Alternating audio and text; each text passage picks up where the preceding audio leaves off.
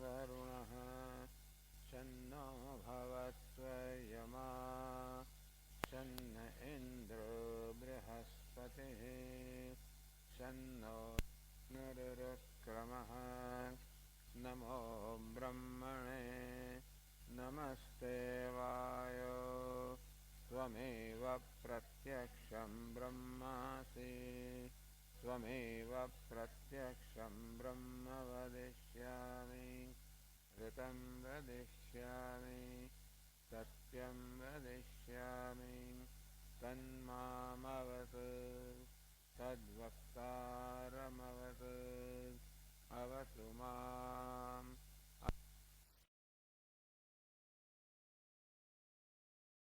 ॐ शान्ति ॐ सहनाववतु सहनौ भुनक्तु सह वीर्यङ्करवावहै तेजस्विनावधीतमस्तु मा विद्विषावहै शान्ति शान्ति शान्ति ॐ पूर्णमदः पूर्णमिदं पूर्णात् पूर्णमुदच्यते पूर्णस्य पूर्णमादाय पूर्णमेवावशिष्यते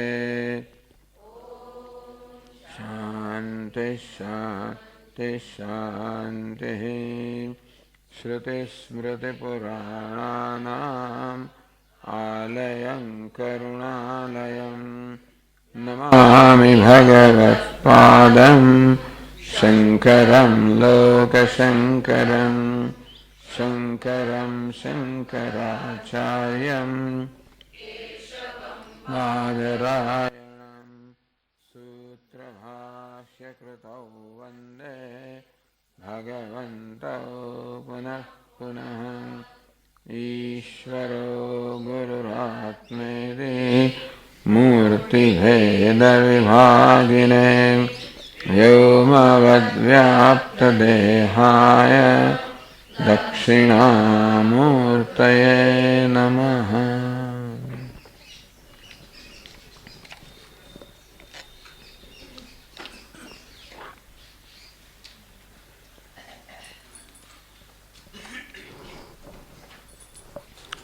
ચાલો ઉપનિષદ વાંચીએ.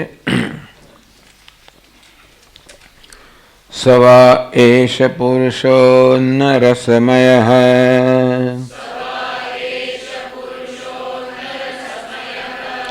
તસ્યેદમેવ શિરઃ અયં દક્ષિણઃ પક્ષઃ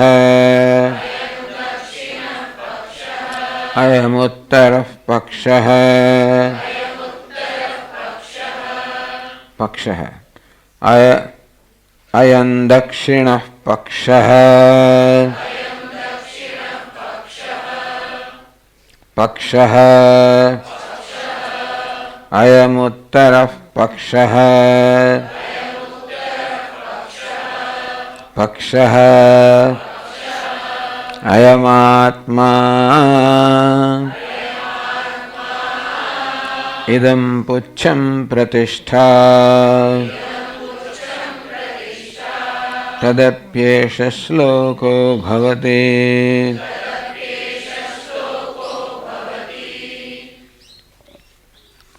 अन्नमय कोशનું વર્ણન કર્યું. સવા એષ પુરુષઃ અન્નરસમયઃ. આત્મા જે છે પહેલાં કહેવામાં આવ્યું કે આત્મા તો અન્નરસમય છે, આ દેહ જ આત્મા છે. એવું કેમ કહેવામાં આવ્યું તો ગ્રંથકારે સમજાવ્યું.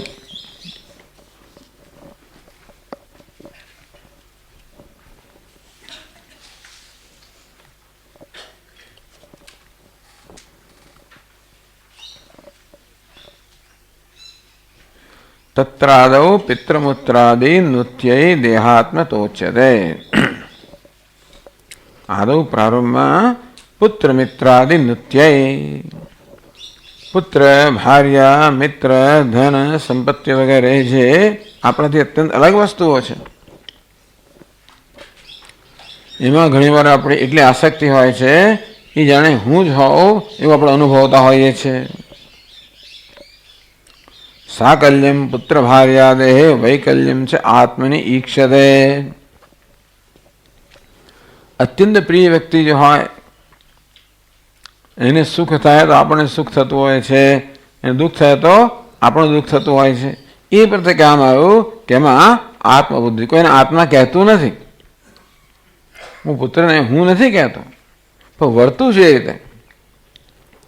જેમ શરીરમાં સુખ થાય તો હું સુખી છું, શરીરમાં દુઃખ થાય તો હું દુઃખી છું, તેમ પુત્રને સુખ થાય તો હું સુખી છું, પુત્રને દુઃખ થાય તો હું એનો થાય તો આના જેવો જ સંબંધ થયો ને ત્યાં. અંતેથી એમ કહેવાય કે ભાઈ દુનિયાની અંદર સામાન્ય રીતે માણસોને શરીરની બહાર પણ જે બધા જે વ્યક્તિઓ રહી હોય, એટલે વ્યક્તિઓ શા માટે ઘણી વાર પોતાની મોટર ગાડી અત્યંત પ્રિય હોય, ઘર પ્રિય હોય, દેશ પ્રિય હોય, ઘણી બધી વસ્તુઓ પ્રિય હોય છે કે માણસને. અને ત્યાં કશું થાય તો આપણે કે આપણી ક્રિકેટ ટીમ પ્રિય હોય, અને ત્યાં કશું તો આપણને થઈ જતું હોય છે. પેલો ચોગ્ગો મારે તો જાણે મેં ચોગ્ગો મારે એવું મને આનંદ થાય, પેલો આઉટ થઈ જાય હું આઉટ થઈ ગયું એવું દુઃખ મને થાય. એટલે પહેલા તો આ બધામાંથી મુક્ત થવાની એટલા મને જરૂર છે કે હું બ્રહ્મ છું એને ચિંતનમાં આ બધા પ્રકારનું ચિંતન ખલેલ પહોંચાડે છે. અત્યારે તો હું દેહ છું એ ચિંતનમાં ખલેલ પહોંચાડે. હું જે કરવા માંગુ છું એમાં ખલેલ પહોંચાડતા હોવાને કારણે આપણે આ વસ્તુમાંથી મુક્ત થવાની જરૂર છે. એટલે કહ્યું કે તેથી એવમ વિદસિતુમ દેહસ્યૈવ આત્મત્વમ ઇહ ઉચ્યતે. આવી રીતે આ બહારના જે પદાર્થો છે એમાં જે આપણી લાગણીને કારણે અહંભાવ થઈ જતો હોય છે, જે આપણને છેવડે અવરોધરૂપ થતું હોય છે. અહંભાવ થઈને કંઈ મુશ્કેલી ન પડતો વાંધો પણ નહીં, આ વસ્તુ આપણું ધ્યાન ખેંચી રાખે. આપણે જે ધ્યાન કરવા માગતા હોઈએ એમાં એ વિક્ષેપ રૂપ નીવડે. ટૂંકમાં આખી પ્રક્રિયા છે અંતર્મુખ બનવાની છે. તો અંતર્મુખ બનવામાં જે કઈ વસ્તુઓ અવરોધરૂપ થતી હોય એનું એક પછી એક આપણે એને દૂર કરવાની છે. એટલે મુખ્યત્વે તો ઉપાધિ અહમભાવ છે આપણને બ્રહ્મભાવમાંથી વંચિત રાખતો હોય છે. એટલે એક સામટો ઉપાધિમાંથી અહમભાવ દૂર ન થાય એટલા માટે આપણને ક્રમે 5 સ્તરમાં આપણને અહમભાવ દૂર કરવાની આગળ સરસ પ્રક્રિયા આપે છે. 6 જગ્યાએ થયું, 6 કોષ થયા.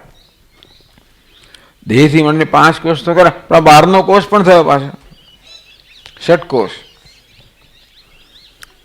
એટલા કોષ કહો કે જ્યાં આપણો અહમભાવ, કોષ કોને કહેવાય? જ્યાં આપણો અહમભાવ છે એ કોષ જાણે કે બની જાય છે. આમ તો કોઈ આત્માને ઢાંકી ન શકે. આત્મા સ્વયં પ્રકાશ છે, સર્વવ્યાપક છે, માટે આ શરીર વગેરે કઈ આત્માને ઢાંકી ન શકે. પણ શરીર આપણામાં અહમ બુદ્ધિ જન્માવે છે. હું શરીર છું એ પ્રકારની બુદ્ધિ જન્માવે છે. આ હું શરીર છું એ જે બુદ્ધિ છે કે જે ખ્યાલ છે એ ભ્રમ છે, એ જ હું બ્રહ્મ છું એના જ્ઞાનમાં આડે આવે છે. શરીર નથી આવતું, દુનિયા પણ આડે નથી આવતી. તો દુનિયામાં જે આવા રાગદ્વેષ એ આડે આવે છે. આમ પુત્રમાં આસક્તિ હોય એટલે સ્વાભાવિક છે કે એ આસક્તિમાં જે કશું આડે આવતું હોય મારા દ્વેષનો વિષય બનવાનો છે.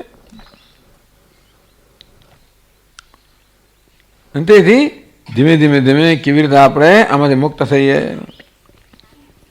દેહસ્યવ આત્મત્વમ એ ઉચ્ચતે, એટલે એક પ્રક્રિયા આપી, એક પગથિયું આપ્યું કે બહારની દુનિયામાં જે અહમભાવ છે એમાંથી મુક્ત થવા માટે તમે આ પ્રકારનું ચિંતન કરો કે હું દેહ છું. યો દેહોન્નમય સ્વયં એવાત્માન્યો ને કશ્ચન, અન્નમય છે, આ અન્ન રસનો વિકાર છે, આ પિંડ છે, શરીર છે, એ જ હું આત્મા છું, અન્ય કાંઈ નહીં. એટલે પુત્ર નહીં, મિત્ર નહીં, બીજું કાંઈ નહીં.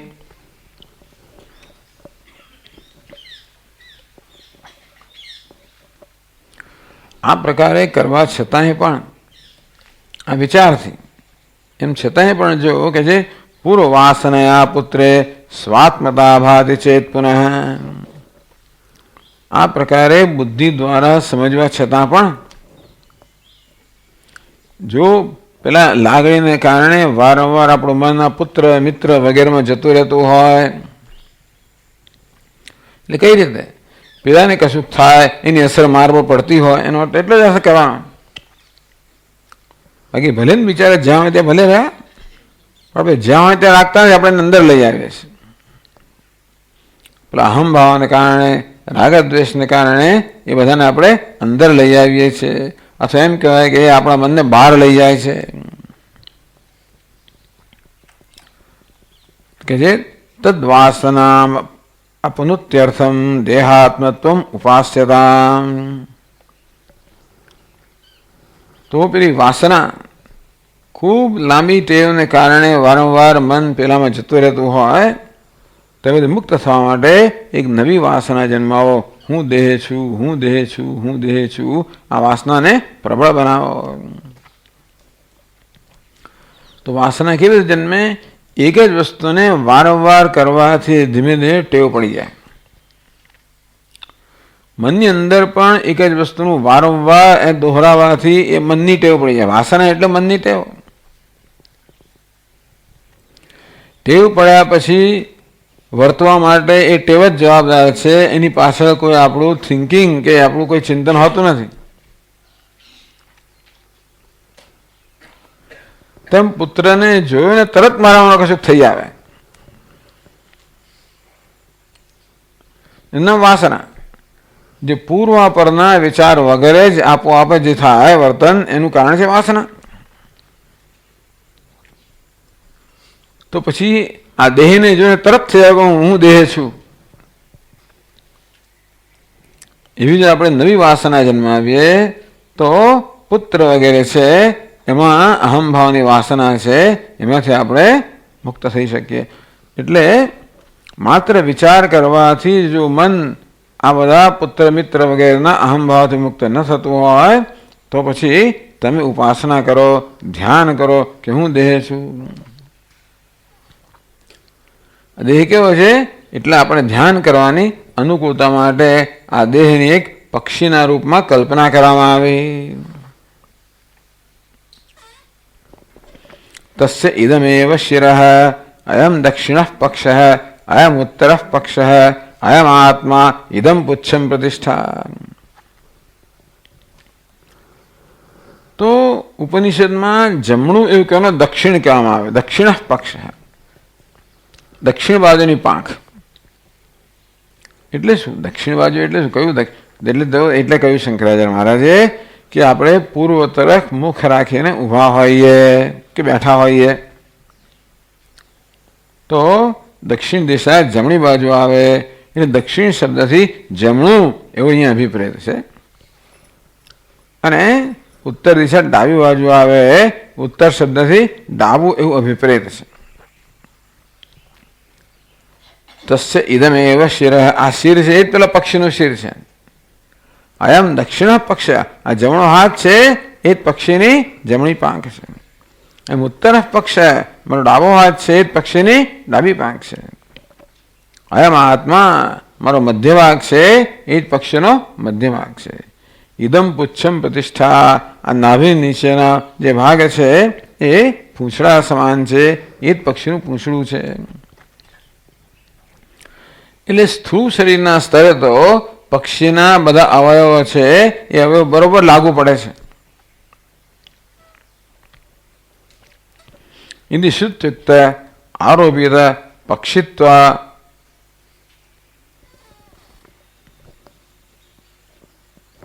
विशिष्ट देहात्मत्व ध्यानम। पक्षित्व विशिष्ट है, अविशिष्ट है। तो मारो हूँ पक्षी जो छू, पक्षी आकार न देह छू, ये प्रकार मारा विषय ध्यान करो। ध्यात धात्वा तन्निष्ठतां प्राप्य, आ प्रकारे लांबो समय ध्यान करने एमां निष्ठा प्राप्त थई। क्यां सुधी के हवे हूँ पुत्र मित्र वगैरह जेवुं तो मारामां पेलो एक उछाळो न आवे, એટલે હું લાગણીહીન બની જવું એનો હેતુ નથી। પહેલા શું થતું હતું કે જે વસ્તુ ત્યાં છે એનો અહીંયા પર આરોપ કરતા હતા। ત્યાં સુખ હોય એનો આરોપ અહીં કરવું, ત્યાં દુઃખ હોય એનો આરોપ અહીં કરવું, એ તો એ વાત સાચી નથી। સુખ ત્યાં છે, સુખ ત્યાં, દુઃખ ત્યાં છે, બસ આ જે હકીકત છે એ હકીકત બનીને રહે। त्यजेत् पुत्रात्मता श्रुतिम धीर मनुष्यमित्यस्ति पुत्रमिति नास्ति धी एम करता करता हूँ मनुष्य छूँ आ प्रकारनी ज बुद्धि रही जाए, पुत्र छूँ ये बुद्धि रहे नहीं। पुत्र सुख दुखयो हो विकार नास्ति। भाई पुत्र ने सुख थाय तो मारा में सुख नो विकार जन्मे, पुत्र ने दुख थाय तो मारा दुख नो विकार जन्मे, एवं रहतु नहीं। त्या सुधी आ हूँ देह छूँ एवं ध्यान करवानुं।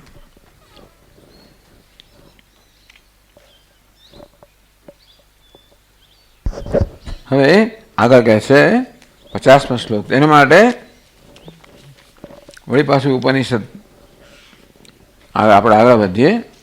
હવે 96મા પાના પર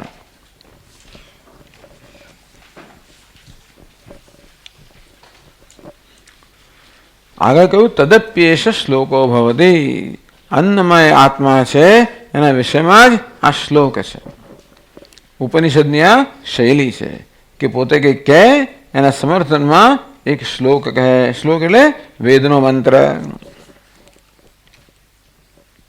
તો ચાલો આપણે આગળ વાંચીએ। अन्नाद्वै प्रजाः प्रजायन्ते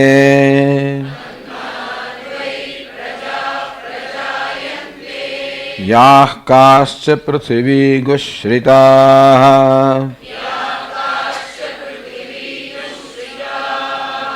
अथो अन्नेनैव जीवन्ति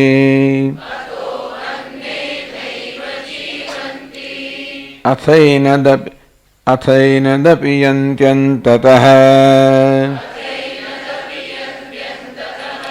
अन्नगुं हि भूतानां ज्येष्ठम्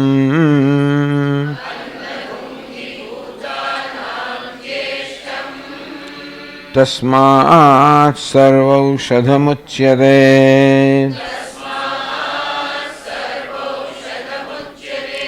सर्वं वै तेन्नमाप्नुवन्ति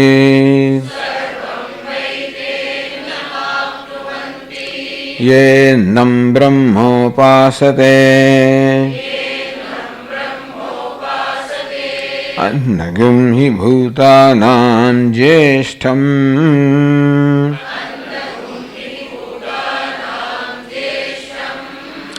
तस्मात् सर्वौषधमुच्यते।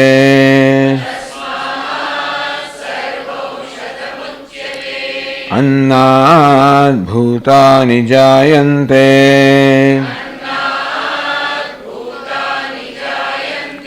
जातान्यन्नेन वर्धन्ते अद्यतेति च भूतानि तस्मादन्नन्तदुच्यत इति।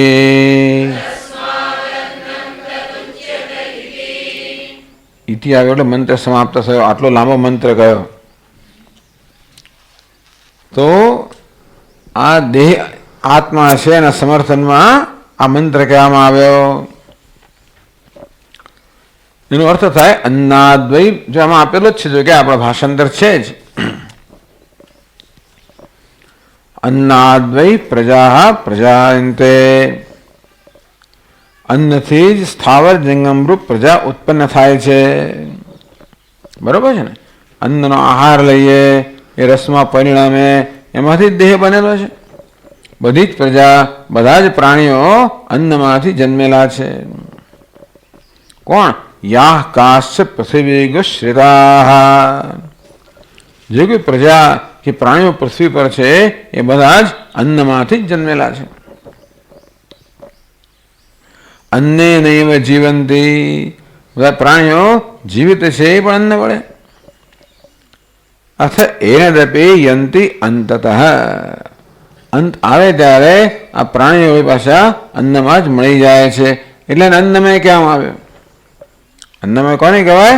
અન્નમાંથી જે ઉત્પન્ન થયું છે, અન્નમાં જેની સ્થિતિ છે, અન્નમાં જઈને જે મળી જાય છે એને અન્નમય કહેવાય.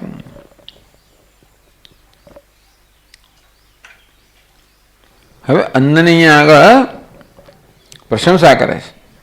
અન્નગુમ હિ ભૂતાનામ જ્યેષ્ઠમ. જો ભાઈ આ અન્ન છે એ બધા ભૂતોમાં, બધા પ્રાણીઓમાં જ્યેષ્ઠ છે. જ્યેષ્ઠ કોને કહેવાય? જેઠ આપણે કહીએ ને, જેઠ કોને કહેવાય? જે પહેલા જન્મ્યા હોય એને જેઠ કહેવાય. મોટા હોય એને જેઠ કહેવાય. અન્ન મોટું જ સૌથી. જ્યેષ્ઠમ પહેલા જન્મે, પછી બધા પ્રાણીઓ જન્મે ને. પહેલા પ્રાણીઓ જન્મી જ ના શકે. અન્ન હોય તો જ પ્રાણીઓ, કારણ અન્નમાંથી પ્રાણીઓ જન્મે છે. એટલે પ્રાણીઓ જન્મવા માટે અન્નની જરૂર તો ખરી જ ને. અન્ન પહેલા હોવું જોઈએ પછી પ્રાણીઓ હોય ને. સૌથી પહેલા કોણ જન્મ્યું? અન્ન જન્મ્યું. પણ અન્ન છે બધા પ્રાણીઓમાં જ્યેષ્ઠ છે, સૌથી મોટું છે. તસ્માત સર્વૌષધમુચ્યતે. એટલા માટે અન્નને બધા જ પ્રાણીઓનો ઔષધ કહેવામાં આવે છે. કારણ કે આપણામાં ભૂખનો જે સંતાપ જન્મે એ સંતાપને દૂર કરનાર કોણ છે? અન્ન. એક આપણો કેવો છે? એક વ્યાધિ છે. રોજ રોજ જન્મનારો એક વ્યાધિ છે. કયો છે? ભૂખ. શુદ્ધ વ્યાધિશ્ચ ચિકિત્સ્યતામ પ્રતિદિનમ ભિક્ષૌષધમ ભુજ્યતામ. આ ક્ષુધા નામનો એક વ્યાધિ છે, એની ચિકિત્સા કરવી જોઈએ. એ માટે દરરોજ જે ભિક્ષાનું અન્ન છે એ ભિક્ષાનું અન્ન આરોગવું જોઈએ. ખાલી વ્યાધિ ગણીને, આપણું ભૂખ એક વ્યાધિ છે. એ દવા હોય તો પછી આપણે ખાખા કરીએ એવું ના હોય. દવા કેટલી છે? જેટલી માત્રામાં લેવા તો એટલી માત્રામાં જ લેવાની હોય. ભલે દવા પણ જો જેમ તેમ લઈએ તો પછી ઔષધ બનવાને બદલે એ આપણને એનો આપણો નાશ કરી નાખે અથવા ઘણું વિપરીત પરિણામ લાવે. અન્નને પણ ઔષધ તરીકે ન લેવામાં આવે તો એ ઘણું વિપરીત પરિણામ, માથા દુખાડે, જાત જાતનું કરે, પછી વિપરીત પરિણામ ઉત્પન્ન કરે. થયું સમજ્યું કે અન્નને ઔષધ તરીકે નથી લીધું, કે બીજું કંઈ થયું લાગે જ ખરું. આમ અન્નની પ્રશંસા કરવામાં, સ્તુતિ કરવામાં આવે. સર્વમ વૈ તે અન્નમ આપનવંતી એ અન્નમ બ્રહ્મ ઉપાસતે. પણ ઉપાસના કહે છે એ અન્નમ બ્રહ્મ ઉપાસતે. અન્ન જ બ્રહ્મ છે. અન્ન એટલે દેહ, એ જ બ્રહ્મ છે. એ પ્રકારની ઉપાસના કરે છે. સર્વમ વૈ તે અન્ન, એ બધું એ લોકોને બધું જ અન્ન પ્રાપ્ત થાય છે.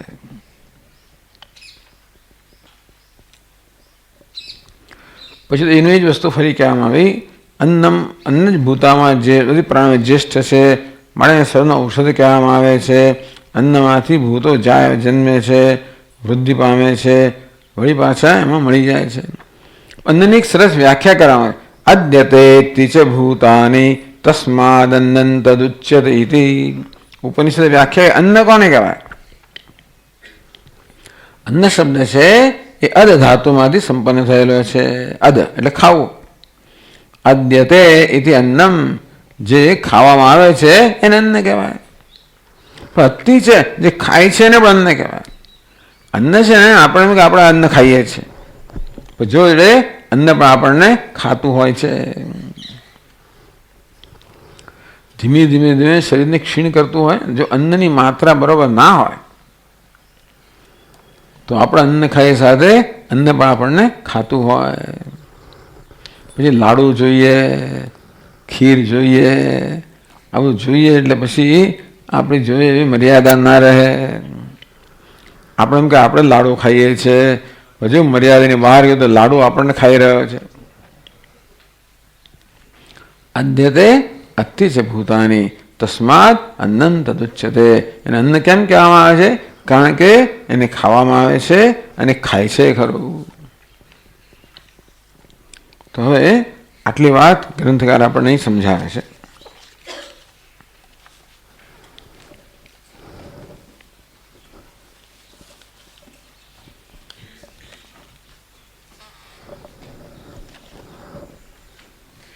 પચાસમાં શ્લોકો કહે છે અન્નજો દેહ એવાત્મા તદન્નમ બ્રહ્મ બુદ્ધિતઃ ઉપાસ્ય સર્વમપ્યન્નમ સ્વાભીષ્ટમ લભતે પુમાન. આટલું બધું એમણે એક શ્લોકમાં કહી દીધું. અન્નજો દેહ એટલે ઉપનિષદમાં કહેવામાં આવ્યું કે જે અન્નની ઉપાસના કરે છે એ કેમ કરવાની? અન્નની ઉપાસના, અન્નનું ધ્યાન કેમ કરવું? તો કે અન્ન જો દેહ એવ, આ દેહ છે એ અન્નમાંથી જન્મેલો છે, અન્ન વડે સ્થિત છે, અન્નમાં જેને મળી જાય છે, મળે અન્નમય છે. એટલે અન્નની ઉપાસના એટલે દેહની ઉપાસના. તદન્નમ બ્રહ્મ બુદ્ધિતઃ, ઉપાસના કેમ કરવી? અન્ન બ્રહ્મ છે. અન્નમ બ્રહ્મેતિ, અન્ન પણ બ્રહ્મ છે.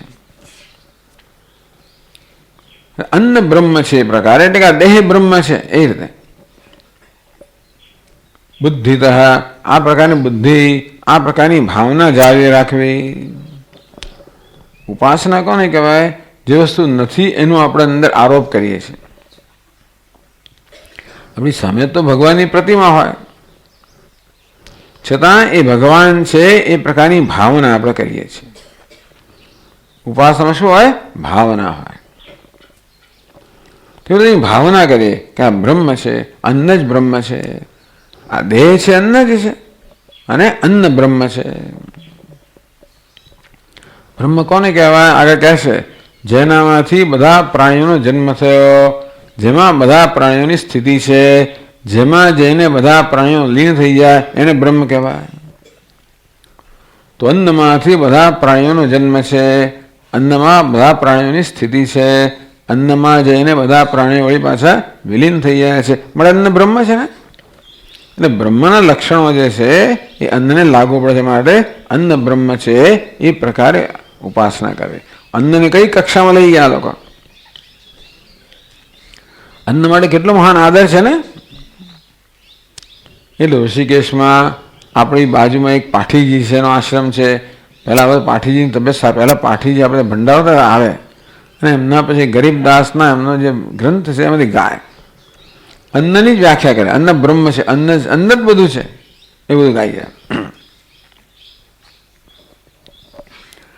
બ્રહ્મ બુદ્ધિ તો ઉપાસ્ય, આ બ્રહ્મ અન્ન બ્રહ્મ છે એ પ્રકારની ભાવનાથી સતત એનું ચિંતન કરતા કરતા માણસ બ્રહ્મ બની જાય. જેનું આપણે ચિંતન કરીએ બની જઈએ. સર્વન્નમ સ્વાભિષ્ટમ લભતે પુમાન. તો મનુષ્યને પોતાનું અભિષ્ટ ઈચ્છિત જે અન્ન છે એ બધું પ્રાપ્ત થાય.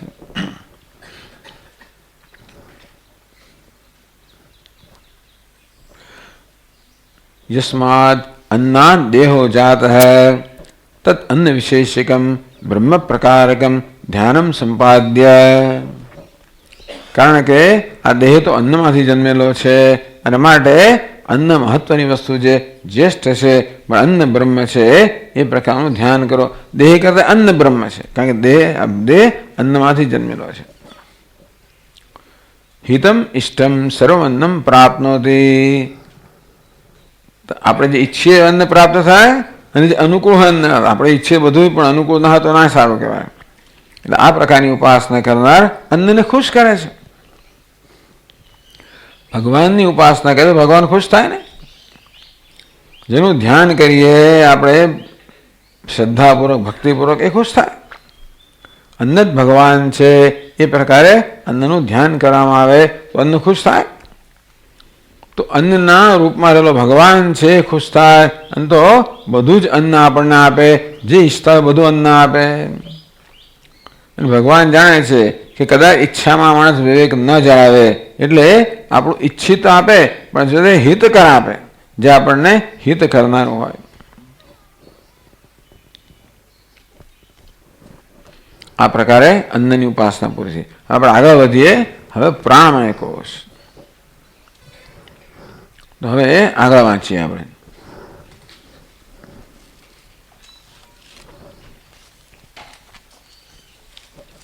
તો પહેલા પુત્ર મિત્ર વગેરેમાંથી આત્મબુદ્ધિ નિવૃત્ત કરવા માટે આ દેહમાં અહમ બુદ્ધિ કરીને એ બરોબર ધ્યાન સહી ધ્યાત્વા નિષ્ઠતામ પ્રાપ્ય. નિષ્ઠા પ્રાપ્ત થઈ ગઈ. હવે આગળ વધો તો કહે છે તસ્માદ્વા એતસ્માદન્ન રસમયાદ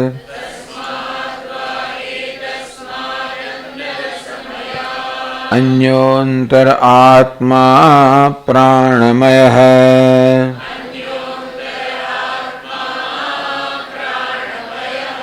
પ્રાણમયઃ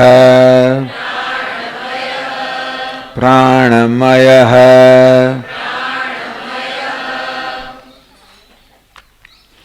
તેનૈષ પૂર્ણઃ સવા એષ પુરુષવિદ એવ તસ્ય પુરુષવિદતા અન્વયં પુરુષવિદઃ અન્વયં પુરુષવિદઃ તસ્ય પ્રાણ એવ શિરઃ શિરઃ વ્યાનો દક્ષિણઃ પક્ષઃ અપાન ઉત્તરઃ પક્ષઃ આકાશ આત્મા પૃથિવી પુચ્છમ પ્રતિષ્ઠા તદપ્યેષ શ્લોકો ભવતિ.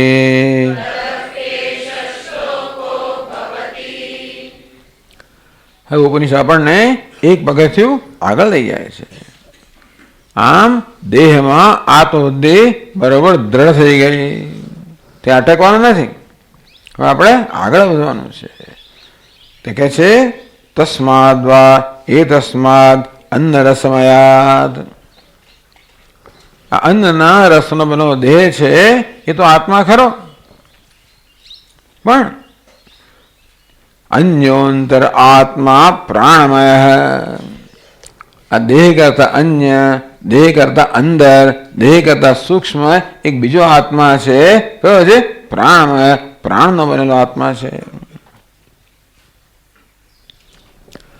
તો એ દેહ, તો દેહને આપણે આત્મા કહીએ છીએ બરોબર છે, પણ ખરેખર આ દેહ આત્મા કહેવા યોગ્ય ખરો? આ દેહ સજીવ છે, ચેતન છે, પણ એની સજીવતા કે ચેતનતા કોઈ પોતાને કારણે છે, અન્ય કશાને કારણે? તો કે પ્રાણને કારણે છે. જ્યાં સુધી પ્રાણ આ દેહમાં છે ત્યાં સુધી દેહ સજીવ છે. પ્રાણ જ્યારે વિદાય લે ત્યારે આ દેહ નિર્જીવ બની જાય. એનો અર્થ એ થયો કે દેહને જીવન પ્રદાન કરનાર તો પ્રાણ છે. ખરેખર તો દેહ નહીં પરંતુ પ્રાણ આત્મા કહેવડાવવા યોગ્ય છે. બરાબર ને? એક પગથિયું આગળ. અન્યોંતર આત્મા પ્રાણમય. અન્ય એટલે દેહ કરતા જુદો, અંતર એટલે દેહ કરતા અંદર એટલે સૂક્ષ્મ. સૂક્ષ્મ કહો, વ્યાપક કહો, નિયામક કહો, એવો બીજો આત્મા છે જે પ્રાણમય છે. હવે તમે એમાં આત્મબુદ્ધિ કરો.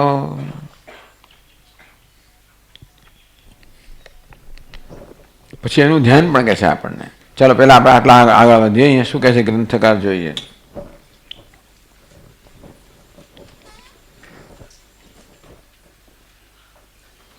51 શ્લોકમાં વિવેકાદ્વા ધ્યાનતો વા પુત્રાદ્યાત્મત્વનિન્નુતો તથા દેહાત્મતાં ત્યક્ત્વા પ્રાણાત્મત્વં વિચિન્ત્યતામ.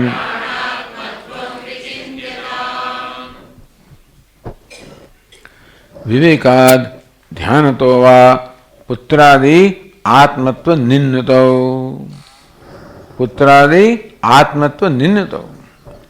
આ પુત્ર મિત્ર વગેરેમાં જે આત્મબુદ્ધિ હતી એ જ્યારે નિરસન થઈ ગયું, એનું નિવારણ થઈ ગયું, એ દૂર થઈ ગયું, પછી શેમાં આત્મબુદ્ધિ આવે?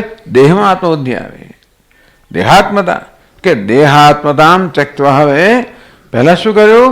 પુત્ર મિત્ર વગેરે બહારના પદાર્થોમાં જે આત્મબુદ્ધિ હતી એને નિવૃત્ત કરવા માટે દેહમાં આત્મબુદ્ધિ સ્થાપિત કરવામાં આવી. એટલે આ પ્રકારનો નિશ્ચય થયો, હું દેહ છું. એ થયા પછી હવે કહે છે કે દેહાત્મતામ ત્યક્તુમ. હવે દેહમાં આત્મબુદ્ધિ છે એનો ત્યાગ કરવા માટે પ્રાણાત્મત્વમ વિચિન્ત્યતામ. હું પ્રાણ છું એ પ્રકારે વિવેકાદ્વા ધ્યાનતો વા. બંને રીતે વિવેકથી પહેલા સમજવાનું કે કેમ હું પ્રાણ છું, દેહ કેમ હું ના હોઈ શકું, હું પ્રાણ છું કેમ, એ વિવેકથી સમજવાનું. અને ધ્યાનથી એને દ્રઢ બનાવવાનું.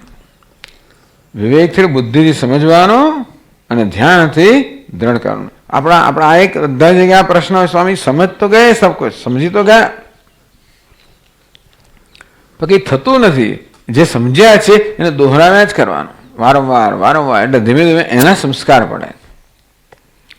કારણ કે આપણે ભલે નવી સમજ પ્રાપ્ત કરી હોય, પણ જૂની સમજના સંસ્કાર એટલા દ્રઢ હોય છે કે આ નવી સમજને ટકવા દેતા નથી.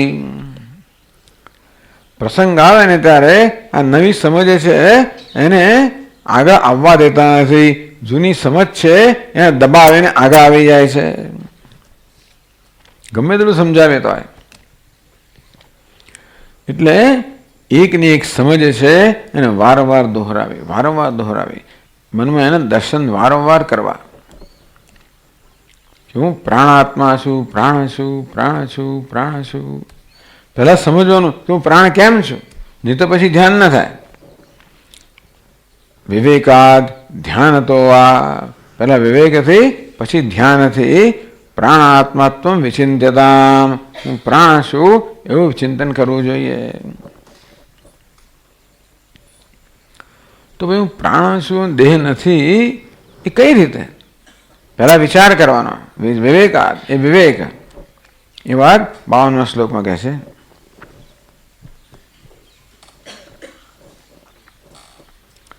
ન દેહસ્યાત્મતા યુક્તા પૂર્વજન્મન્ય ભાવતઃ પુરાત્મા દેહદમ કર્મ કૃત્વા પ્રાપ્નોત્યદો વપુઃ.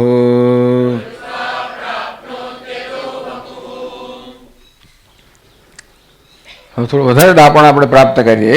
ન દેહસ્ય આત્મતા યુક્તા. પહેલા એક દાપણ પ્રાપ્ત કર્યું કે પુત્ર તો આત્મા થવા યોગ્ય નથી, દેહ આત્મા થવા યોગ્ય છે. હવે આપણે આગળ વધીએ કે ભાઈ દેહ પણ આત્મા કહેવડાવવા યોગ્ય નથી. કેમ? પૂર્વજન્મની અભાવતઃ. આત્મા કોને કહેવાય? જે નિત્ય હોય. આત્મા તો હંમેશા હોવો જોઈએ. દેશ કાળ કે વસ્તુ કોઈ પ્રકારની સીમા કે મર્યાદાથી મુક્ત હોય એને જ આત્મા કહેવાય. તો આપણે દેહને એ પ્રકારના લક્ષણો લગાડવાનો પ્રયત્ન કરીએ તો શું દેહ આત્માના લક્ષણો દેહમાં છે? તો કે નહીં. આ દેહ તો જન્મ પહેલા ન હતો, મૃત્યુ પછી નહીં હોય, અર્થાત દેહ તો કાળમાં મર્યાદિત છે. એ તો ખરું, પણ દેહ કરતા બીજો કોઈ આત્મા છે ખરો? કેમ કે દેહ તો આપણે પ્રાપ્ત થયેલો છે. પૂર્વ જન્મમાં જે બધા કર્મ કર્યા છે એ કર્મના પરિણામ રૂપે આપણને આ દેહ પ્રાપ્ત થયેલો છે, ખરું ને? કે પુરાત્મા દેહદમ કર્મ કૃત્વા પ્રાપ્નોતિ અદો વપુઃ. અનેક પ્રકારના કર્મ આપણે કરતા હોઈએ છીએ. એમાંના કેટલાક કર્મ એવા છે જે આપણને પછીનો દેહ આપશે. આપણે જે કર્મ કરીએ એનું ફળ આપણને આ જ જીવનમાં પ્રાપ્ત ન થાય તો પછી આપણા ખાતામાં એ બધા કર્મ જમા રહે. કર્મનો એવો નિયમ છે કે પોતાનું ફળ આપ્યા વગર ક્યારે પણ નાશ ન પામે. એવો કર્મનો સ્વભાવ છે. કલ્પ કોટી આ વખતે ના મળે તો ભવિષ્યમાં એનું પરિણામ આવવાનું જ. ના ભુક્તમ ક્ષીયતે કર્મ. ભોગવ્યા વગર કર્મનો ક્યારે પણ ક્ષય ન થાય. એટલે પૂર્વના જન્મમાં આપણે જે કર્મ કર્યા હશે, જેના ફળ ભોગવવાના રહી ગયા હશે, એ ભોગવવા માટે વળી પાછો આપણે આ જન્મ લેવો પડે. તો આ જન્મમાં જે દેહ પ્રાપ્ત થાય એ દેહ કેવો હોય? પેલા જે કર્મ બધા કરેલા એ કર્મનું ફળ ભોગવવા માટે જે યોગ્ય હોય એવો દેહ પ્રાપ્ત થાય ને. દરેકને જુદા જુદા પ્રકારનો દેહ કેમ પ્રાપ્ત થાય છે? કારણ કે દરેકના પૂર્વના કર્મ જુદા જુદા પ્રકારના હોય. દરેકની ઈચ્છાઓ જુદા જુદા પ્રકારની હોય. દરેકને જુદા જુદા પ્રકારના અનુભવો લેવા હોય. એટલા જ માટે એની ઈચ્છા, એ જીવાત્માની ઈચ્છાઓ પૂરી કરવા માટે, એ અનુભવ એને પ્રાપ્ત કરવા માટે આ દેહનો જન્મ થયો. પૂર્વના કર્મના પરિણામે આ દેહ જન્મ્યો. પૂરા આત્મા, પૂરા એટલે પહેલા પૂર્વના જન્મમાં આત્મા દેહદમ કર્મ કૃત્વા. આ એક અગત્યની વસ્તુ છે જે તો કે અત્યારની દુનિયા, મોટા ભાગની દુનિયા સ્વીકારતી જ નથી. તો દેહને જ આત્મા માને છે. બધા વૈજ્ઞાનિકો, બધા ડોક્ટરો દેહને આત્મા માને છે. દેહ ગયો એટલે આત્મા ગયો તો નહીં. અને એ સિવાય પણ બીજા બધા સંપ્રદાયો હોય, ક્રિશ્ચિયાનિટી હોય, ઇસ્લામ હોય, એ લોકો પણ પૂર્વ જન્મ સ્વીકારતા નથી, પછીનો જન્મ સ્વીકારતા નથી. વિચાર નથી કરતા. હવે ન સ્વીકારીએ તો કયા પ્રકારની મુશ્કેલી ઊભી થઈ છે વિચારતા નથી. પણ આપણો વૈદિક ધર્મ કેવો છે? અહીં તો કર્મનો નિયમ છે. ના ભુક્તમ ક્ષીયતે કર્મ. ભોગવ્યા વગર કરેલું કર્મ ક્ષીણ ના થાય. જેણે કર્મ કર્યું હોય એને જ ભોગવવું પડે. જે અત્યારે કરતા હશે એ ભવિષ્યમાં ભોગતા બનશે. એટલે આપણા આ દુનિયામાં આ બધામાં જે વિવિધતા છે, મેં કહ્યું ને, કોઈનો પણ દેહ કશી વસ્તુ સમાન નથી. તો વિવિધ કેમ સમજાવી? જો ભગવાને બધાને જન્મ આપ્યો હોય તો ભગવાન આવું કેમ કર્યું? ભગવાન બિચારો મુશ્કેલીમાં આવી જાય તો કે નહીં. સાપેક્ષત્વાદ.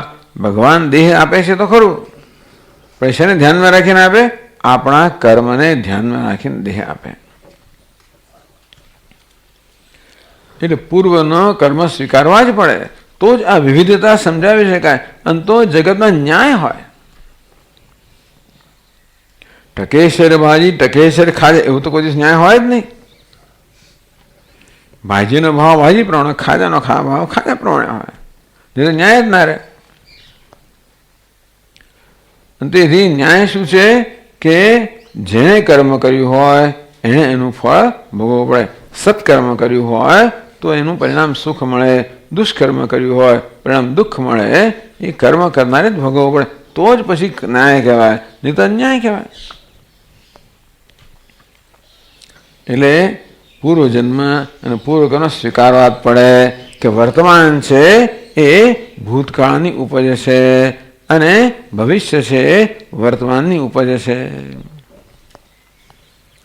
જેથી આ વસ્તુ ખાસ ધ્યાનમાં રહે કે વર્તમાનમાં જે કર્મ કરીએ છીએ એનું પરિણામ ભવિષ્યમાં આવશે. ભૂતકાળ થઈ ગયું તો થઈ ગયું, પણ વર્તમાનમાં સાવધાન રહેવું, કારણ કે આ કર્મ ભવિષ્યમાં ફળ ઉત્પન્ન કરશે. નહીં તો શું થઈ જાય કે કૃત વિપ્રણાશ. ભૂતકાળમાં અત્યારે કરીએ બીજો જન્મ જ ન હોય તો કરેલું બધું ક્યાં જતું રહે? અને એમને જન્મ મળતો હોય કર્મ વગર તો પછી અકૃત અભ્યાગમાં જે કર્યું નથી એનું ફળ મારે ભોગવવું પડે. આ વસ્તુ ના બની શકે. માટે પુરાત્મા દેહદમ કર્મ કૃત્વા પ્રાપ્નોતિ અદો વપુહુ. આ શરીર છે એ પૂર્વના કર્મથી પ્રાપ્ત થયું. ટૂંકમાં પૂર્વમાં શરીર ન હતું કહેવાનો ભાવ થાય છે. એટલું નહીં, પણ તો આ શરીર તો કર્મનું પરિણામ છે. અંતેથી ક્યાં સુધી રહેશે? જ્યાં સુધી પ્રારબ્ધ છે ત્યાં સુધી જ રહેશે. અંતેથી આ શરીર આત્મા કેવડાવ યોગ્ય નથી, અનિત્ય છે, કાળની મર્યાદામાં છે, વળી કેવો છે? નશ્વર છે, વિકારી છે. મારા આત્મા કેવડાવવા યોગ્ય નથી. આપણા વિવેક કયા? વિવેકાદ્વા ધ્યાનાદ્વા. તો વિવેક કયા?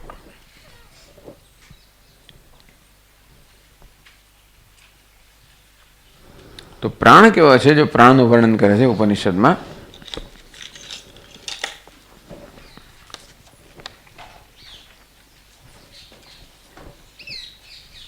આપણે વાંચ્યું અન્યોંતર આત્મા પ્રાણમય. તો હવે આ શરીર કરતા સૂક્ષ્મ અંદર શરીર કરતા બીજો એક પ્રાણનો બનેલો આત્મા છે. તે નૈષ પૂર્ણ. આ શરીરરૂપી આત્મા છે ને એમાં અંદર પ્રાણ છે ને શરીરમાં બધે વ્યાપેલો છે. જેમ પેલો લુહાર હોય એની પેલી શું કહેવાય ને ધમણ, એ ધમણ જેવી રીતે પેલી હવાથી ભરેલી હોય તેવી રીતે આ શરીર પણ પ્રાણથી ભરેલું છે. તે નૈષ પૂર્ણ. અન્નમય દેહ છે એ પ્રાણથી પૂર્ણ છે, પ્રાણ એમાં વ્યાપ્ત છે. સવા એશ પુરુષવિદ એવ. આમ પ્રાણનો કોઈ આકાર નથી, પણ ઉપાસના માટે પ્રાણનો આકાર હોય એવી કલ્પના કરવામાં આવે છે. તો શરીરનો તો આકાર છે પુરુષ. શરીરનો આકાર પુરુષ એટલે કોણ? આ મસ્તક હાથ પગ ધરાવનાર દેહને પુરુષ કહેવાય. એનો આકાર તો છે, પરંતુ પ્રાણ જે છે એનો આકાર નહીં, તેનો એ આકાર એવી કલ્પના કરવામાં આવે. જેવી રીતે પેલી ધાતુ હોય, જેમ કે તાંબુ, એને આપણે પેલી બીબામાં ઢાળીએ તો એ ધાતુ બીબાનો આકાર ધારણ કરેલો. તેવી રીતે આ પ્રાણ જાણે કે શરીર બીબામાં ઢાળેલો છે, એટલે એને પણ શરીરનો આકાર કેમ ન હોય એવી જ કલ્પના કરવામાં આવે. અન્વયમ પુરુષવિદ. શરીર જેમ પુરુષ આકારનું છે એમ પ્રાણ પણ એને અનુસરીને પુરુષ આકારનો છે. તો પુરુષ આકાર હોય તો એના અંગો હોવા જોઈએ, એનું મસ્તક હોવું જોઈએ, જમણી ડાબી પાંખો હોવી જોઈએ, મધ્ય ભાગ હોવો જોઈએ, પૂંછડી હોવી જોઈએ. એ કોણ વળે? તો આ શું શરીર માટે તો બધું દેખાય એવું છે, પ્રાણ માટે તો કલ્પનાનો વિષય છે. તસ્ય પ્રાણ એવ શિર. આ પ્રાણ છે એની 5 વૃત્તિઓ છે. પ્રાણ એટલે મુખ્ય પ્રાણ. આ મુખ્ય પ્રાણ છે એ 5 વૃત્તિઓ છે, એટલે એના 5 ક્રિયાઓ છે. પ્રાણ, અપાન, વ્યાન, ઉદાન, સમાન. તસ્ય પ્રાણ એવ શિર. આ પ્રાણને પેલા પ્રાણમય જે આત્મા છે એનું મસ્તક કહેવામાં આવ્યું. થોડી ઘણી આપણે જે તર્ક લગાવી છે કે ઘણી વાર લાગતો નથી હોતો. પ્રાણનું સ્થાન છે ને અહીંયા આગળ આપણી ચક્ષુ અને નાકની મધ્યમાં છે, એટલે કદાચ એને મસ્તક કહેવાય એ કહી શકાય. વ્યાનો દક્ષિણ પક્ષ. આ વ્યાન છે એ જમણી પાંખ છે. વ્યાન ચારે બાજુ પ્રસરેલો છે દેહની અંદર, એટલે કદાચ એમ કહો કે ચાલો જમણી પાંખ છે. અપાન ઉત્તર પક્ષ. તો જે આપણે ઉચ્છ્વાસ લઈએ બહાર કાઢીએ એને પ્રાણ કહેવાય, જે શ્વાસ અંદર લઈએ એને અપાન કહેવાય. અપાન જે છે એ ડાબી પાંખ છે. આકાશ. આકાશ લઈએ સમાન વાયુગણનો, જે સમીકરણ કરતું હોય સમાન વાયુ એ આ મધ્ય ભાગ છે, કારણ કે એ નાભીમાં રહેલો છે માટે મધ્યમાં રહેલો છે. પૃથ્વી પુચ્છમ પ્રતિષ્ઠા, આ પૃથ્વી જે છે એ એક ખાલી વાયુ રહી ગયો, ઉદાન વાયુ રહી ગયો એટલે એને માની લેવાનું. પૃથ્વી પુચ્છમ પ્રતિષ્ઠા, કાં તો જોકે શંકરાચાર્યમાં તો પૃથ્વી જ કહે છે. આ પૃથ્વી એટલે પૃથ્વી દેવી જે છે, પૃથ્વીને અધિષ્ઠાતા દેવી છે એ પ્રતિષ્ઠા છે. પ્રતિષ્ઠા એટલે પ્રતિષ્ઠિત યસ્મિન, જેમાં માણસ ઊભો રહે, જેને કારણે પ્રતિષ્ઠા હોય, જેને કારણે સ્થિતિ હોય. શંકરાચાર્ય મારા સમજાવે છે કે જો આ પ્રકારની પ્રતિષ્ઠા ન હોત, આ પ્રાણમય દેહ છે એને બરોબર અહીંયા આગળ સ્થિર કરનાર કોઈ વસ્તુ ન હોત તો આ શરીર ઉડી જાત, કે નીચે વર્જનને કારણે નીચે પડી જાત, કે ઉદાન વાયુનું ઉપર લઈ જાત. એવું થતું નથી, કારણ કે આ પૃથ્વી છે બરોબર એને પ્રતિષ્ઠિત રાખે છે. તદપ્યેષ શ્લોકો ભવતી, એના વિષયમાં પણ આ શ્લોક છે. ચાલ આગળ વાંચીએ આપણે. પ્રાણન દેવા અનુપ્રાણંતે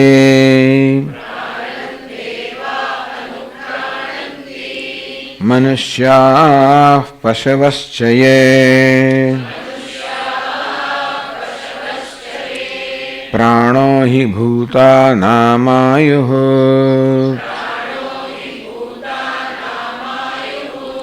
તસ્માत् સર્વાયુષમુચ્યતે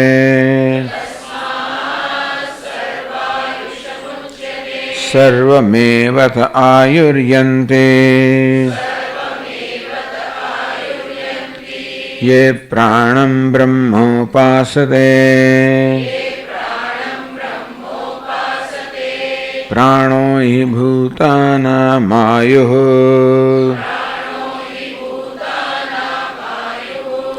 તસ્માत् સર્વાયુષમુચ્યત ઇતિ.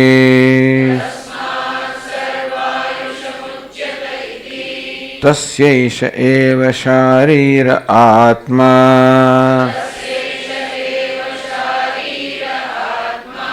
યઃ પૂર્વસ્ય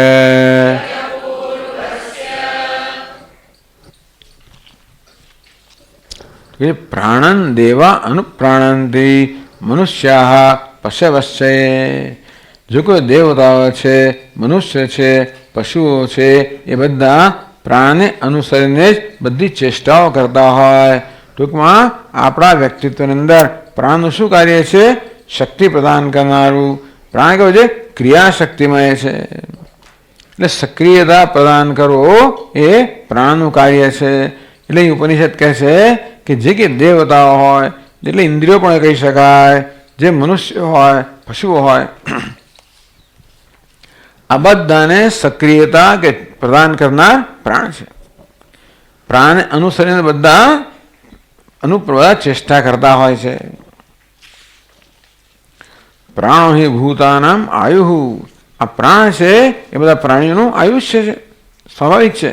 પ્રાણ હોય ત્યાં સુધી આ દેહ છે હોય, પ્રાણ જતો રહે એટલે દેહ ન હોય, એટલે પ્રાણ છે એ પ્રાણીઓનું આયુષ્ય છે. તસ્માત સર્વાયુષ્ય મુચ્યતે, એટલે પ્રાણને જ સર્વાયુષ કે સર્વાયુષ્ય કહેવામાં આવે છે. આમ પ્રાણનું વર્ણન કર્યું. હવે પ્રાણનું ધ્યાન કહે છે. એ પ્રાણમ બ્રહ્મોપાસતે, આ પ્રાણ બ્રહ્મ છે એવી જ ઉપાસના કરે છે. સર્વમેવ આયુર્યંતી, એ લોકો બધું જ આયુષ્ય પ્રાપ્ત કરે.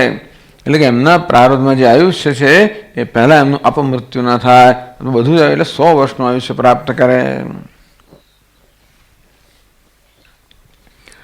પછી એની વાત કહેવાય પ્રાણો હિ ભૂતાનામ આયુ તસ્માત સર્વાયુષ્ય મુચ્યતે. પ્રાણ બધા પ્રાણીનું આયુષ્ય માટે એને સર્વાયુષ્ય કહેવામાં આવ્યું. તસ્યૈષ શારીર આત્મા યઃ પૂર્વસ્ય, અન્નમય છે આ પ્રાણ એનો આત્મા છે. તો હવે 53મા શ્લોકમાં આ વસ્તુ સમજાવે છે. પ્રાણ આત્મા ભવિતુમ અર્હતિ આયુર્મરણ હેતુત્વાત વ્યતિરેકે ઘટાદિવત.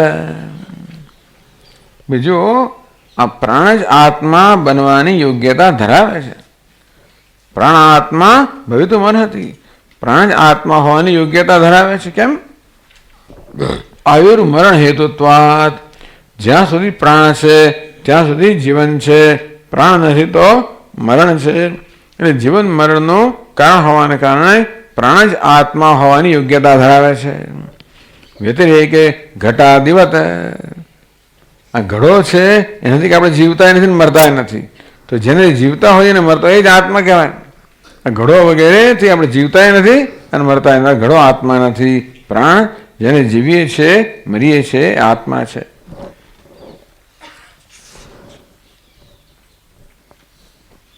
એટલે આ અનુમાનથી પ્રાણમાં જ જીવત્વ છે એ વાત કહે છે 53મા શ્લોકમાં. આયુર્મરણયોર હેતૌ પ્રાણે જીવાત્મતોચિતા સ્થિતે પ્રાણે ભવત્યાયુઃ પ્રાણાપાયેતુ હીયતે. તો જો સરસ કહ્યું. આગળના શ્લોક કહ્યું ન દેહસ્ય આત્મતા યોગતા. 52મા શ્લોકમાં કહ્યું કે દેહ આત્મા હોય એ યોગ્ય નથી. ત્યારે શું યોગ્ય છે? પ્રાણે જીવાત્મતા ઉચિતા. આ પ્રાણ જીવ હોય એ ઉચિત છે. કેમ? આયુર્મરણયોર હેતુ, કે પ્રાણ જે છે એ આયુષ્યનું અને મરણનું બંનેનું હેતુ છે. માટે પ્રાણ આત્મા હોય એ જ ઉચિત છે, એ જ યોગ્ય છે.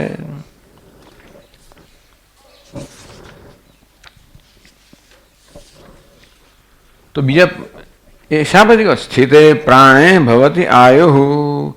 પ્રાણ હોય ત્યાં સુધી મનુષ્ય જીવિત છે. પ્રાણ અપાય તો હિયતે. પ્રાણ જ્યારે જતો હોય ત્યારે આયુષ્ય જતું રહેશે. આમ પ્રાણ આયુષ્યનો અને મરણનો હેતુ છે, શરીર નહીં.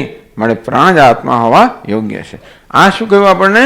વિવેક કહ્યું કે દેહ આત્મા હોવાની યોગ્યતા ધરાવતો નથી, પ્રાણ આત્મા હોવાની યોગ્યતા ધરાવે છે. આ પ્રકારે વિવેકથી દેહમાંથી આત્મબુદ્ધિ દૂર કરીને પ્રાણમાં આત્મબુદ્ધિ સ્થાપિત કરવી જોઈએ.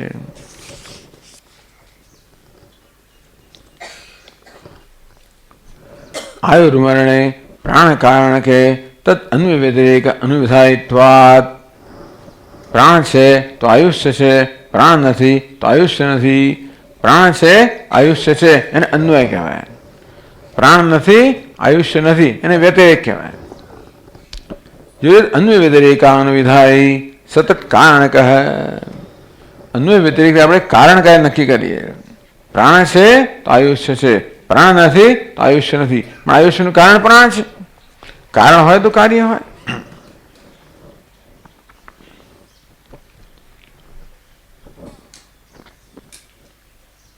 હવે આગળ ઉપાસનાની વાત કરે છે. પહેલા વિવેકની વાત કરી, પછી ધ્યાનની વાત કરે છે. 54મા શ્લોકો કહે છે દેહાત્મ વાસનાનુત્યૈ પ્રાણાત્મત્વમ ઉપાસ્યતામ પ્રાણો બ્રહ્મેત્યુપાસીનઃ સર્વમાયુષ્યમશ્નુતે.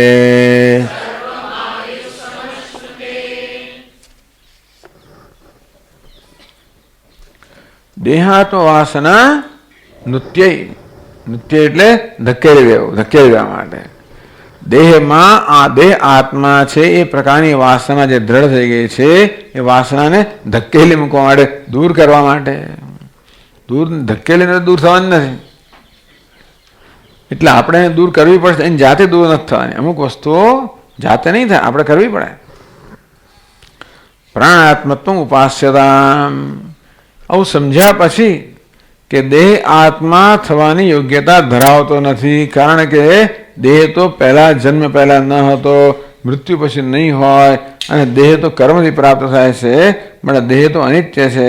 એ તો આત્માની યોગ્યતા ધરાવે. જ્યારે પ્રાણ આત્મા થવાની યોગ્યતા ધરાવે છે કે પ્રાણને કારણે દેહનું આયુષ્ય છે, પ્રાણ ન હોય તો દેહનું મરણ છે, અને માટે પ્રાણ જ આયુષ્યનું કારણ છે. માટે પ્રાણને સર્વાયુષ્ય કહેવામાં આવ્યું, અને તેથી પ્રાણ આત્મા થવા યોગ્ય છે. આ બધું સમજ્યા તો દેહ જીવો જોવે કે તરત દેહાતોબુદ્ધિ થઈ જ જાય પાછી. તો શું કરવાનું? એટલે નવી આત્મબુદ્ધિ ઉત્પન્ન કરવાની. એટલે કે છે પ્રાણ આત્મત્વમ ઉપાસ્યતા. આ પ્રાણ, હું પ્રાણ છું એ પ્રકારની ઉપાસના કરવી જોઈએ, એ પ્રકારની સતત વૃત્તિ જાળવી રાખવી જોઈએ. પેલી વાસનાને દૂર કરવા માટે નવી વાસના ઉત્પન્ન કરવી પડે, એમને નહીં થાય દૂર.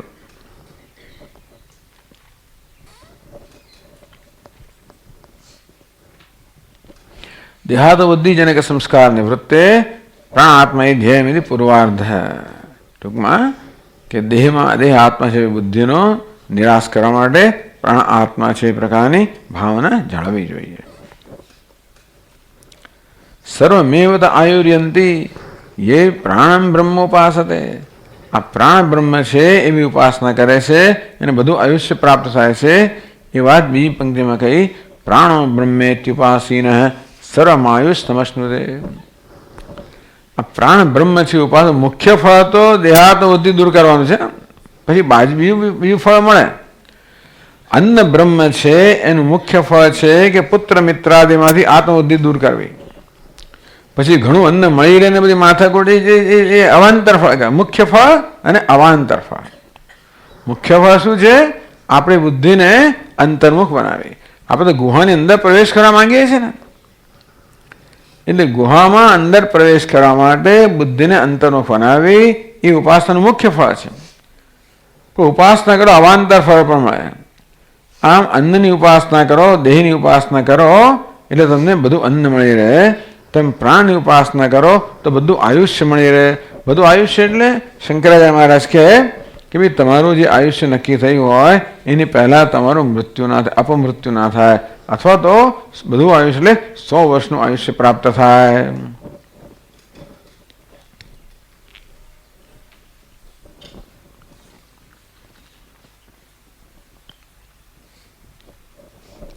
ઉત્તરાર્ધેન પ્રાણોપાસનાયામ પૂર્વોક્ત ઉપાસન પ્રકારમ અતિદેક્ષ્યન. તો દેહના વિષયમાં જે ઉપાસના કહેવામાં આવી, આ મસ્તક છે, જમણી પાંખ, ડાબી પાંખ, મધ્ય, પૂંછ, પૂંછડી વગેરે, એનો અતિદેશ એ જ વસ્તુનો વિસ્તાર કરે છે. એને પ્રાણના કિસ્સામાં પણ લાગુ પાડે છે કે પ્રાણમાં પણ આવી રીતે મસ્તક છે, જમણી પાંખ છે, ડાબી પાંખ છે વગેરે.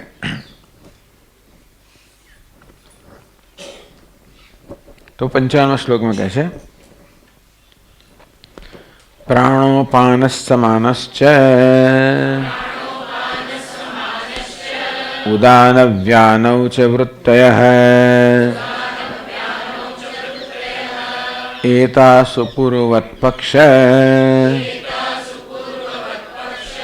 મૂર્ધાદીન પરિકલ્પયેર.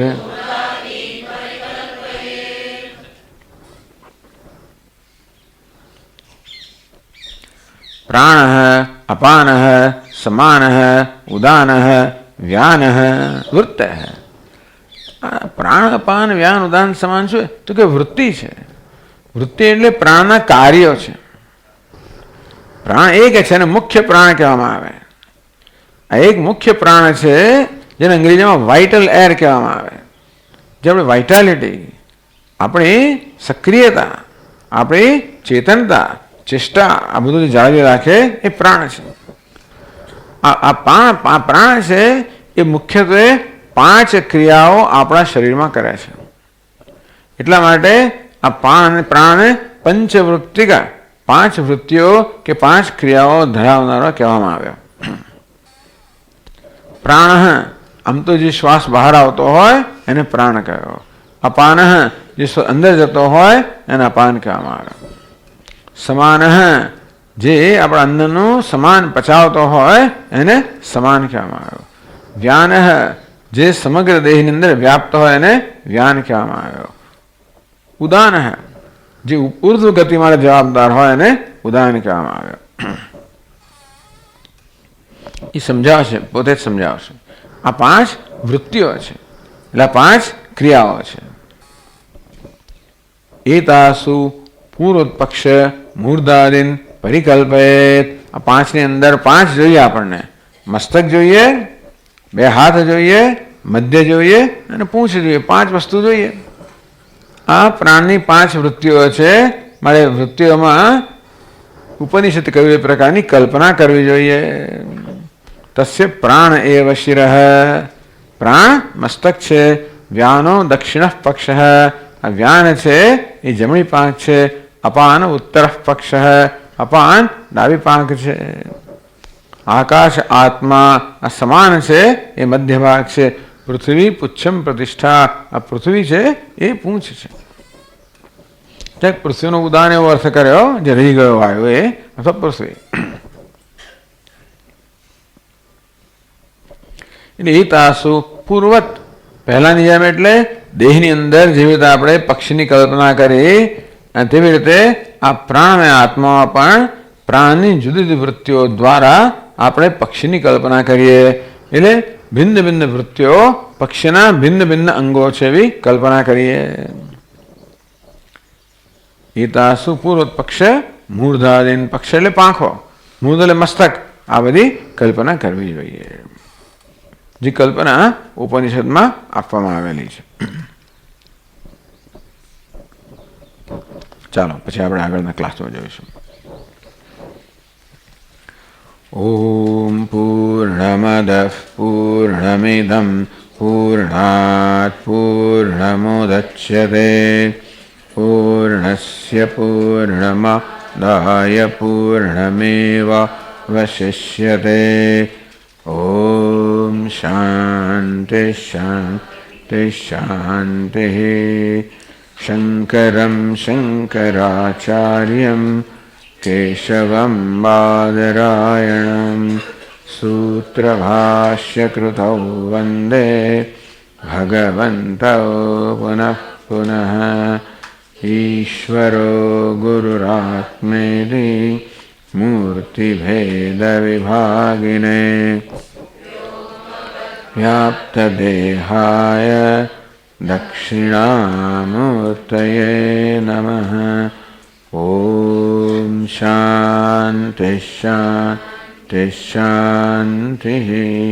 હરિ ઓમ. શ્રી ગુરુભ્યો નમઃ. હરિ ઓમ.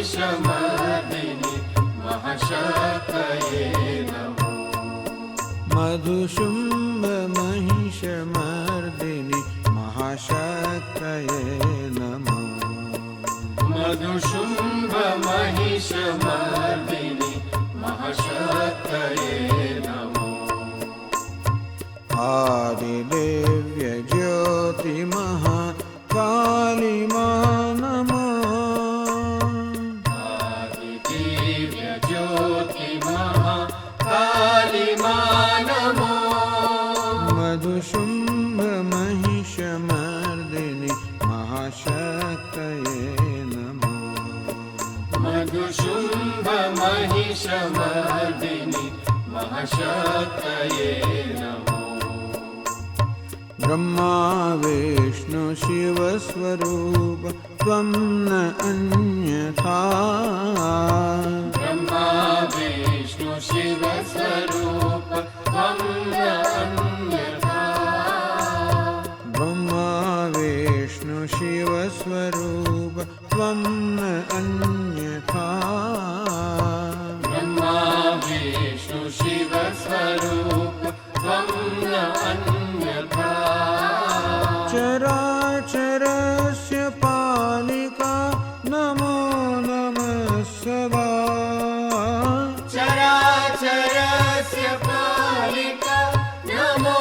नमः सदा चराचरस्य पालिका नमो नमः सदा चराचरस्य पालिका नमो नमः सदा चराचरस्य पालिका नमो नमः सदा चराचरस्य पालिका नमो नमः सदा चराचरस्य पालिका नमो नमः सदा चराचरस्य पालिका नमो नमः सदा आदिदेव्य ज्योतिमहा कालिमा नमो आदिदेव्य ज्योतिमः कालिमा नमो मधुशुम्भ महिषमर्दिनि महाशक्तये नमो मधुशुम्भ महिषमर्दिनि महशक्तये नमो ब्रह्मा विष्णु शिवस्वरूप त्वं न अन्यथा ब्रह्मा विष्णु शिव स्वरूप त्वं न अन्यथा चराचरस्य पालिका नमो नमः सदा चराचरस्य पालिका नमो नमः सदा चराचरस्य पालिका नमो नमः सदा चराचरस्य पालिका नमो नमः सदा आदिदेव्य ज्योतिमहा कालिमा नमो आदिदेव्य ज्योतिमः कालिमा नमो मधुशुम्भ महिषमर्दिनि महाशक्तये नमो मधुशुम्भ महिषमर्दिनि महशक्तये नमो मधुशुम्भ महिषमर्दिनि महाशक्तये नमो मधुशुम्भ महिषमर्दिनि महशक्तये नमो मधुशुम्भ महिषमर्दिनि महाशक्तये नमो मधुशुम्भ महिषमर्दिनि महशक्तये नमो महाशक्तये नमो महशक्तये नमो महाशक्तये नमो महशक्तये